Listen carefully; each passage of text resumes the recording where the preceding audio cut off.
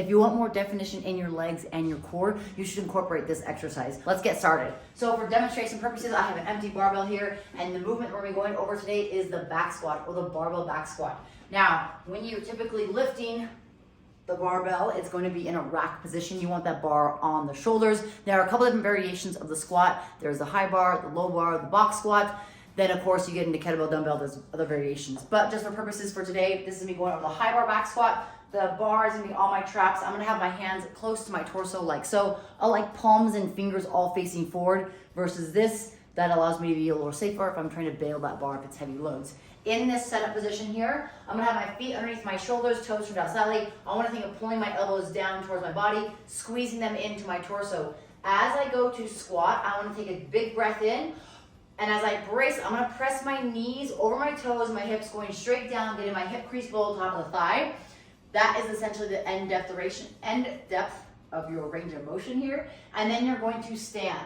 You wanna fully open up the hip so that your hips finish underneath your shoulders. So if you see from a profile position right here, hip, shoulder, ankle, as I go down, I wanna make sure that I'm not breaking at the shoulder, or hip. I wanna think of going straight down into that squat, that standing. So again, if you're looking to strengthen your legs, get more definition in your legs and core, this is going to be a huge exercise to incorporate into your routine. Now, why do I say core? Well, when you're squatting, you're bracing your midline, not only your abdominals here, right, your abs, but also your rectors and then also the obliques, everything around here. So you're bracing like you're pushing out into a belt. That is an isometric hold, and that is gonna help you strengthen and tone those areas as well as tone your legs. So again, if you're looking to incorporate those exercises, I recommend starting off with some back squats. Now, 5 by 5, 5 sets of 5 reps at a heavy load. Again, heavy is relative to what it is for you, but that's gonna help you build some strength. That's also gonna define your legs and also tone your butt and your abdominals.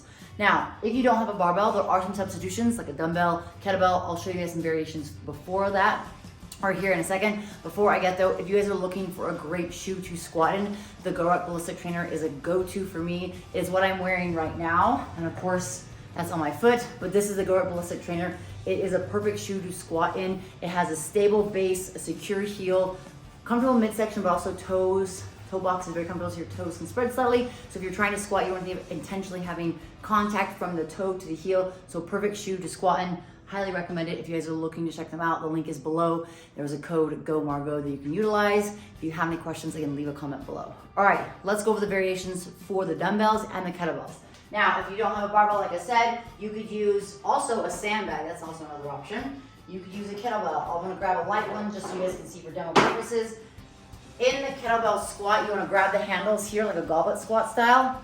Handles gonna be facing down. This is going to allow you to have a little more comfortability in terms of the hand position because it's close to your body, but also cupping the bell. Some people like to do this. Personally, I like this because this is heavier, the bell is heavier, so I can hold that closer to my chest. Same points of performance here, but this load is in front of my torso, so it's gonna be a little bit easier to manage, especially if you have shoulder issues or shoulder tightness and not being able to get your hands to the bar. This is a goblet squat where you're able to get that same range of motion. Same thing will be with the dumbbells. Now, if you have one dumbbell, I recommend holding it exact same position like so, or even dumbbell head like this. If you have 2 dumbbells, right, you're gonna have them on your shoulders like so, where the dumbbell head is on the back side of one shoulder, elbows at a 45-degree angle. Same points of performance here, and I'm able to change the load. The dumbbells and the kettlebells give you a little more free reign, as that allows you to maneuver around the barbell. The barbell does require some mobility of the shoulders and lats, so those are some variations. If you guys find this beneficial and helpful, I'd love for you to leave a comment below,